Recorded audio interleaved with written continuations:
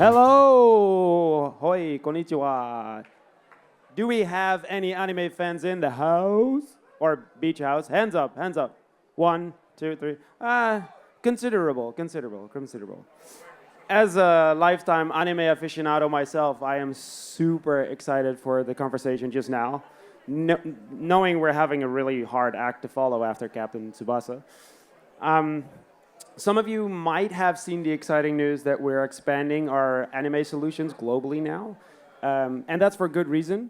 In 23, I think anime did 21.2 billion in revenue and is projected to do 70 plus by 2030. So there is unprecedented opportunity for brands when it comes to IP, entertainment, and community when it comes to anime.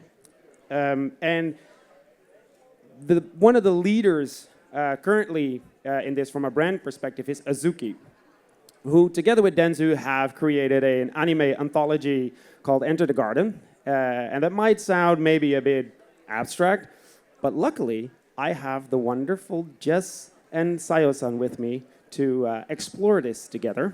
But before we do, well, please enter the stage, ladies. This is Jess, hands up. Jess, that's Sayo-san. Thank you. Before we dive into our discussion, let's have a little look on what such a partnership looks like.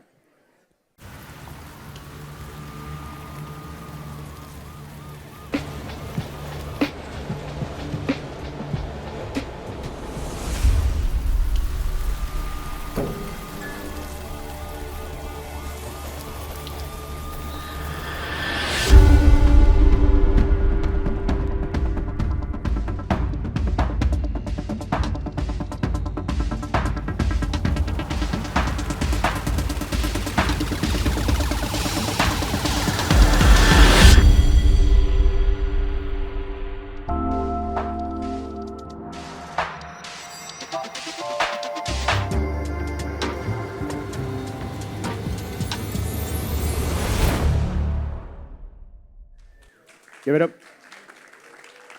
In my excitement, I completely forgot to introduce myself. I'm just too stoked for this. I'm Pascal. I'm the ECD for Dentsu Lab.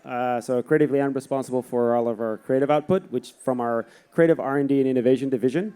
And again, super stoked to be here. Let's dive in. Sayo, for you, I think anime is everywhere right now. Specifically also, I mean, it always been in Japan, but also in Western culture now. Why do you think it has such momentum right now? Should I introduce myself real quick? That's also fine. Hi, it's me again. I am Sayo. For those of you who stayed from the last session, but for those of you who just joined the session, I'm an anime producer at Entertainment Business Center at Dentsu Tokyo. So we have specialized in anime production. And to answer your question, I think I do feel like over these few years, anime's popularity has exploded. And I think one of the reasons are when the COVID outbreak, there was platforms like Netflix, Crunchyroll made it really easy for anyone in the world to watch anime with their spare times. And I think what's special about Japanese anime is that it's not just for kids. They have so many different genres, the characteristics of main characters, even the storyline, which generally feel like there is something for everyone, even for adults. And that's something that kind of got attention of everyone. And working at Dentsu, I do feel like there's more clients coming to us asking how they could tap into those audiences. Well, and there's whole generations that grew up on Dragon Ball, Pokemon, like myself, that already knew it's not just for children and share that excitement, which acts like a sort of catalyst, I guess. Jess, maybe introduce yourself first before I ask my question. Hi, I'm Jess. I'm head of franchise development at Azuki. What does that mean exactly? My role at Azuki is to take kind of the wonderful IP or origins of an IP that was built by the team. Our company started as an NFT collection. And so art and the creativity was the foundation of the IP. And then we're now working with Dentsu on the anthology series that everyone just saw a few seconds ago. But my role is to continue to expand that IP, continue to expand the storytelling with our wonderful team of storytellers and creators internally, and then also build out other lines of business to support the growth of the brand. And as a relatively new brand and a completely different kind of brand to anything we've seen in the world right now, you're building your own IP. What was the reason to move into this more storytelling type of space? Sure. So as I said, we started as an NFT collection, and one of our lead artists, Arnold Zhang, also known as Steamboy, he was actually an artist, character designer for Overwatch, and so he comes from a gaming and storytelling background, created our NFT collection, and the team, as they were building out the business, building out the resonance with our NFT community, wanted to build lore and storytelling just to make it more fun and interesting and engaging to be a part of the story. And so that really formed the foundations of us understanding and seeing that there was legs in this story, and that's when we brought in partners like Dentsu to help us expand on the work that the team already did. And Dentsu was able to bring in really high caliber anime creators, renowned in the industry. We're so lucky to have them building our world and helping us to build the foundations of our story world. Yeah, so for those who are unfamiliar, Enter the Garden is created together with Goro Taniguchi and Junichi Yamamoto, some of the anime royalty, if you would say, right? Like names like the Legend of Zelda. It's easier for the majority to get, all right? Your Name, One Piece, Gundams, like true big names in this game, especially for a brand just starting out. You wouldn't necessarily just get access to that. How have you seen, in terms of the engagement with your community? Like you say, you're an NFT brand, basically including, the community is part of your brand. How has that sort of impacted the engagement to move into this territory for your community? Yeah, so I think what's really interesting about being in the NFT space, especially during the time of the NFT boom, the types of people that it really attracts is creatives. Art was a lot of what was happening in that NFT space. So we have creatives, we have entrepreneurs, we have early adopters, all the types of people that really love to explore, test, and build. And so those types of people are in our community, and the sort of principles or principles of NFTs is that you own a piece of the IP, you own a piece of that brand. And so because they're really literally invested in our brand building, we were really trying to do things that we felt, because we're part of the community too, that really would add value to the experience of being part of the community. And because anime was one of the biggest inspirations of the NFT collection and of the art direction, that really was, it made it more meaningful to the community when we expanded in that space. And they're really vocal. They tell us what they like. They tell us what they don't like. And I think that is the privilege of having a really engaged community. Sometimes it's really tough to get that feedback directly and consistently, but it's a privilege to have a really engaged community. And what has the effect of anime then been, given the ambitions of expanding that IP and moving into all these different kinds of territories? How has anime helped scaling, I guess, the brand to all these adjacent expressions? Yeah, first of all, it's helped us expand our footprint globally. So as you and Sayo said, anime really has a global audience. And storytelling is something that connects brands with consumers. It's really that heart connection. And so anime has enabled us to lay a story into our brand, create that connection. And our first 2 episodes, we have 4. Our first 2 episodes have been viewed by over 10 million people globally, and that's only growing. So it really has expanded our brand exponentially beyond the original community that knows and loves it. Yeah, that's great. So, Sayo-san, when someone comes with a question like that, What is it? Should I not say it like that? When someone comes to you with a Yes. question like that, Yes.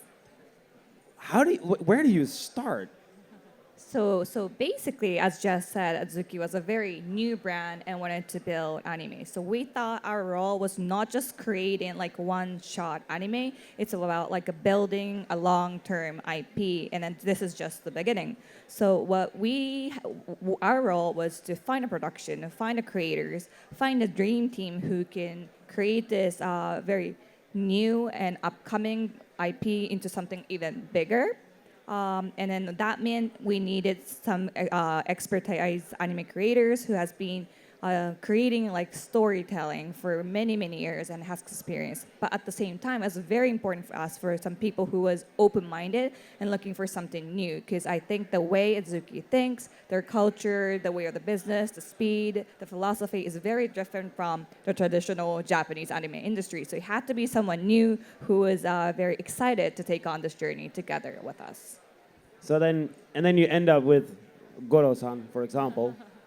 How do you Yes. convince a legend like that to go into this super unexplored territory of a brand that is small and I mean, honestly, I think it's just them really feeling the philosophy of what Azuki had.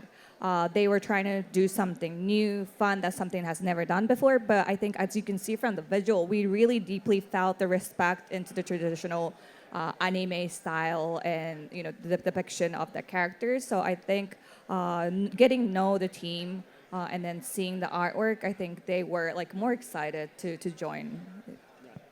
and then what I guess this is for both of you, but like after the episodes were published, there was a big excitement around the world.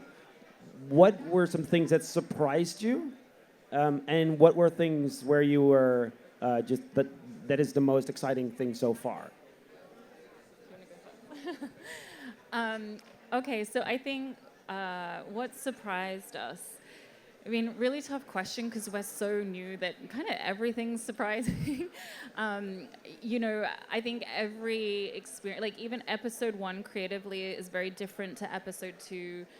How they're received publicly is very different. And so that's both surprising and exciting for us actually because we're really sort of almost co-creating with our audience. So as we expand to bigger and bigger projects, we're able to see what our community and what the audience at large really is resonating with and how we can expand and build on that. So I think, the strategy of having really different creatives and letting creatives play, which is also a part of our ethos, like bringing in different creators, creative-minded people to work on different projects. I think that has been it brings us surprises every day in terms of actually how people are resonating, what it means to them. And then I think what's exciting about the future, or like what it's set us up to be able to do, is we're now able to build upon these stories with continuing our storytelling in other formats, in other spaces, but also we're building out other lines of business. So we're building out games, we're building out experiences, fashion. So we see ourselves as like a brand, and we don't have to wait till a big piece of content to be able to do that because of the access to anime fans digitally. We can already start to build out those businesses rather than waiting for that longer tail. So just to you said something interesting there. Just to recap that, right? Your NFT or Web3 infrastructure makes the community part of the brand. They have a stake in what the expression of the brand is, right? Like anime, but you also mentioned fashion, gaming. So you're almost like the community becomes an API that you can keep building different types of experiences and brand IP on. Yeah, so I mean, we all know that community is important. The age of social media, like we're so well developed in that area. And I think brands, brand marketers, anyone who sort of is building a business understands this idea of like connection, identity, belonging. Like these are keywords, we know they're really important. I think the future of community and for us, it's really co-creation. Like, I don't even think it's about engagement anymore. Like, I see community as like fans wanting to contribute. Human beings want to contribute, and I think that that's the next evolution of community, and that's the infrastructure that you mentioned that really underpins like how we originated, and actually is the ethos that continues to underpin our brand. Is that idea of contribution, either from our community, other experts and experienced, wonderful, talented creators who have their own sort of worlds, IPs, etc. But this idea of contribution really is something that we're really excited about. How can we engage our community, not only to like UGC has been around a really long time, not only to participate, but they actually can benefit from being part of the work that we do. So with Dentsu, for example, one of the things that we do is we ensure that we infuse community in all of the episodes that we're creating. And so community and community art or community IP has actually been a part of how we develop the episodes. So then, Sayo, for you then, that surprise or unexpected thing of building an anime for a brand like Azuki, like what was the biggest thing that surprised you about that? But because I assume, and I'm assuming that is different from a normal way of work. I mean, the biggest surprise was unspoken cultural differences in, I think, Western and Japanese company. I think with any brilliant outcomes, there is a very hard path before that. I think we did go through a lot of those paths together. It could be a language barrier, or it could be cultural differences, or even like the creative outputs. But I think we managed to form a very solid team everyone was open to learning something new, trying to find something that's like even better than what we both like came up with. So I think it was a very difficult journey. So far, we still have an episode to come, but I am very excited. So knowing we see all these people in the crowd, and obviously everybody is excited to bring anime to their brands. Like, what would be key advice that you would have for brands looking to... Gen Z and younger, they're growing up with this format, and it really speaks to them and is so much more accessible than you think it is. And I think that there are ways in which, even if your brand doesn't have anything to do with anime, I think that there's ways that you can tap into anime. We're working with like a luxury watch retailer that we're launching very soon, and we're building out a product with them, but also anime campaign with them, which allows them to tap into the culture. You'll see lots of luxury brands this year have tapped into anime as a way of sort of marketing, but I think that there's also collaborations, there's licensing. It's so rich for storytelling, and as someone who comes from the traditional IP world, anime is so much easier to work with in terms of creativity and flexibility and storytelling than maybe a traditional IP where you have a lot of likeness issues and things like that. So I would just explore with teams that are familiar with the format and see what comes up. That would be my advice. Yeah. And have you seen any differences in how anime, like since the show has been out, how it has impacted Azuki as a brand? Yeah, first of all, I think the caliber of talent that we're able to bring to the table really elevates our brands and elevates the types of conversations that we're able to have. So, we get to work with legendary creators, and that for us really helps open a lot of doors. But it also helps us build a broader community than the one that we started with. And so, we're able to bring people in through the lens of the anime and make them understand what it means to be part of the Azuki brand, the Azuki ethos, and therefore the Azuki community. And so it helps them to fall in love with us in a much quicker way because there is that emotional storytelling and connection. Sayo, for you, like, how do you see that anime IP expand globally to other brands, for example? So, for example, I think collaborating with anime doesn't mean creating an animation together, like a 30 minutes episode or even a reel. It doesn't have to be that way. So Dentsu, where my team is, we also do lots of client collaboration. We don't really collaborate as a visual, like a movie, but bringing characters, for example, for them to create some special message to deliver what the brands want to speak in terms of what the branding.